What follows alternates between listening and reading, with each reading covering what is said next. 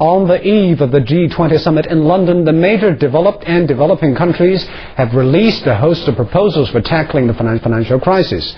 The United States and EU have prepared their own economic plans. Some have common threads, while others have great differences. Li Qiong has more. Leaders are expected to seek agreement on fiscal and monetary measures to restore growth, regulatory changes for the financial system, and how to reform international organizations such as the International Monetary Fund and the World Bank. While the two major economies in the G20 bloc, the US and the EU, share consensus on the above issues, they differ on how to implement the measures. There is also disagreement on the issue's priority, with the U.S. eager to put economic stimulus measures on the top of the summit's agenda. It fears being slow to act will risk further economic slumps.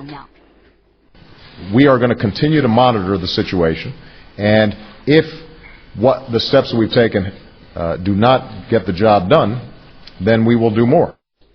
The EU, on the other hand, has a much cooler stance. It says there's no need for new fiscal stimulus measures. Instead, it proposes strengthening fiscal surveillance, reforming the international financial system, and establishing a more efficient supervision of financial systems.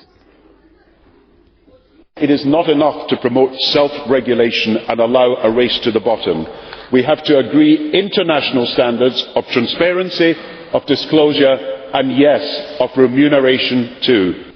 However, the U.S. stance changed just a week before the G20 summit.